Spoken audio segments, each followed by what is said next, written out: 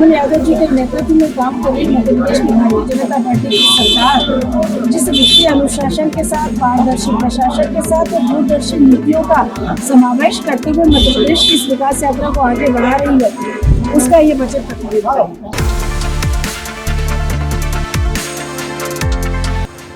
ये बजट युवा, गरीब, मजदूर और प्रशिक्षित उत्थान का बनी युवाओं को नई तकनीकी के साथ में इंटेलिजेंसी के साथ इंडस्ट्री के साथ ही आकांक्षी युवाओं को काम मिलने का बजट होगा।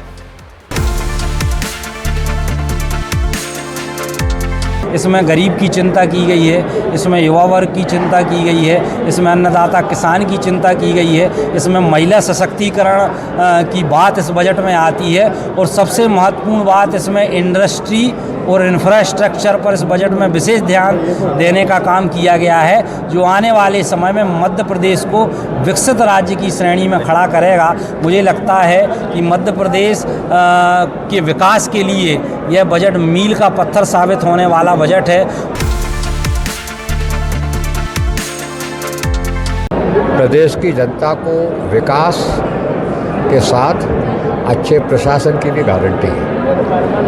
सभी विभागों का आवंटन उनकी ज़रूरत के हिसाब से किया गया है और इस तरह से आप ये भी देखिए कि प्रति व्यक्ति आय बढ़ रही है, जीडीपी बढ़ गई है, तो सब मिलाकर के प्रदेश के विकास का और आम नागरिक के हित का बजट है। महिलाओं के फोटोग्राफी के साथ में आधार को लिंक कराएं और उसको 99% से अधिक कराएं, जिससे हम महिलाओं के जो बेनिफिशियरी बहने उनकी मॉनिटरिंग कर कर सरकार की genuine application of all schemes उसको हम देख पाएंगे। अब आप देखिए कृषि सखी, प्राकृतिक कृषि का विषय, और सरकार भरोसा कर रही है बहनों पर, उनको ट्रेन कर रही है और ये कृषि सखी हमारी प्राकृतिक खेती को इम्प्लीमेंटेशन करेंगी। सरकार का भरोसा बहनों पर और बहनों का, महिलाओं का सशक्तिकरण, दोनों एक साथ हम मीट आउट कर रहे हैं। तो 4,21,000 करोड़ का जो बजट था, अभी 4.5 लाख करोड़ का बजट है, तो आंकड़े तो इसमें है ही, और आंकड़े नहीं होंगे तो हम सारे क्षेत्र को छू कैसे पाएंगे। आत्मनिर्भर भारत जो हमारे देश के प्रधानमंत्री नरेंद्र भाई मोदी जी के माध्यम से जो हमारा उद्देश्य है 2047 का, जो विकसित भारत का उद्देश्य है, उस उद्देश्य को छूने के लिए मध्य प्रदेश के बजट ने विशेष योगदान दिया है और हमेशा देता रहा है। इसलिए डॉक्टर मोहन यादव जी के नेतृत्व में जगदीश देवड़ा जी ने, आज जो हमारे वित्त मंत्री हैं, उन्होंने जो बजट प्रस्तुत किया है, निश्चित रूप से काबिल तारीफ है। और युवाओं के लिए और अन्य ऐसे जो रोजगार मिलेंगे हमारे युवाओं को उत्थान के लिए, तो ये जो सर्वहारा जो बजट पेश किया हमारे उप मुख्यमंत्री जगदीश देवड़ा जी ने विधानसभा में, उनको मैं बहुत बहुत बधाई देती हूँ। और आप सभी को भी बहुत बहुत, क्योंकि मीडिया के माध्यम से हमारा जो बजट है ये आप इसको बताने का जो प्रयास करते हो, तो आप लोगों को भी मैं बहुत बहुत बधाई देती हूँ। इस बार बजट जो किसानों को और ग्रामीण क्षेत्र को मेन मानते हुए 35% से ऊपर इस बार का बजट है। 1 लाख करोड़ से ऊपर तो हमारे सिंचाई व्यवस्था किसानों के लिए, व्यवस्थाओं को लेके है, और करीब 40,000 ज़्यादा ग्रामीण विभाग को दिया गया। तो मैं कह सकता हूँ इस बार का बजट का 35 से 40% हमारे ग्रामीण क्षेत्रों को दिया है। तो जब गाँव हमारा सशक्त होगा तब हम इस विकासशील से विकसित देश की तरफ बढ़ सकेंगे। मैं समझता हूँ 2 साल के अंदर ना किसानों की बात कर पाए, ना किसानों के लिए बजट में कोई प्रावधान कर पाए, ना उनको समर्थन मूल्य की बात कर पाए, ना आय दुगनी की बात कर पाए। नौकरियाँ के विज्ञापन निकाले जाते हैं लेकिन नौकरियाँ नहीं दी जाती, प्रक्रियाधीन है। युवाओं के साथ छलावा किया जा रहा। प्रदेश में अन्य प्रदेश के मुकाबले बिजली महंगी है, तो बिजली महंगी क्यों? क्या आप बिजली कम नहीं, सस्ती नहीं कर सकते हो?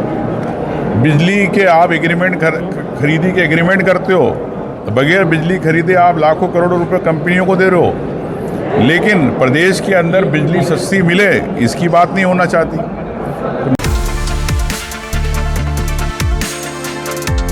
वैसा कुछ भी समझ में नहीं आया है। सबसे ज़्यादा दुखद बात तो ये है कि सिर्फ ये एक ही वादा पूरा कर देते तो हमारे प्रदेश की आधी आबादी को कुछ राहत मिलती। आधी आबादी मतलब महिला बहनों की। इन्होंने आज से 2 महीने पहले जब विधानसभा के चुनाव हुए थे उसमें अपने घोषणा पत्र में स्पष्ट रूप से कहा था कि प्रदेश की समस्त लाडली बहनों को हमारी सरकार बनेगी तो हम 3,000 रुपये प्रति माह देंगे। आप देखिए आज 2 साल 2 महीने हो गए डॉक्टर मोहन यादव जी की भारतीय जनता पार्टी की प्रदेश सरकार को बने, लेकिन आज दिनांक तक सरकार ने अपना वादा पूरा नहीं किया है। ये केवल जादूगरी आंकड़ों की बता रहे हैं। इस बजट से न किसान खुश है, न बेरोजगारों को रोजगार मिल रहा है। केवल विकास के नाम पर ये कर्जा लेते हैं, लेकिन ये कर्जा चुकाने के लिए ही कर्जा लेते हैं। पर आर्थिक सर्वेक्षण में हर चीज़ बहुत ब्रीफ की गई है। एक सर्वेक्षण करना और उस रिपोर्ट को पेश करना, उसकी हकीकत को जानना बहुत अलग है। कि जैसे इन्होंने 11.09 करोड़ का इन्वेस्टमेंट के आवेदन इनके पास आए। केवल आवेदन आना सक्सेस की निशानी, धरातल पर हकीकत पर कितना काम हुआ है वो निशानी है। जन जन का निराशाजनक बजट आया है और इसमें जनता का किसी तरह से कोई ध्यान नहीं रखा गया है। और आप सब भी जानते हैं कि जब सरकार पूरी तरह से कर्ज में डूब चुकी है और कर्जा लेकर उसका ब्याज चुकाने के लिए भी कर्जा ले रही है, तो आप समझ सकते हो कि इसमें जनता का क्या लाभ है। पूरी तरह से मध्य प्रदेश की भाजपा सरकार कर्ज में डूब चुकी है, इसलिए ये घाटे का बजट आया है। इसका हम कांग्रेस पूरा घोर निंदा करते हैं।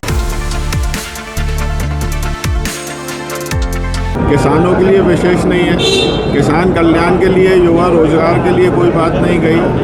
और अगर बात करें हेल्थ की, मध्य प्रदेश में हेल्थ की स्थिति बहुत ख़राब है। एम्बुलेंस सेवाएं मिल नहीं रही, रोज़ आदमी चिकित्सा के अभाव में जान गंवा रहा है। तो बजट सिर्फ खोखला है, सिर्फ आंकड़ों का खेल है।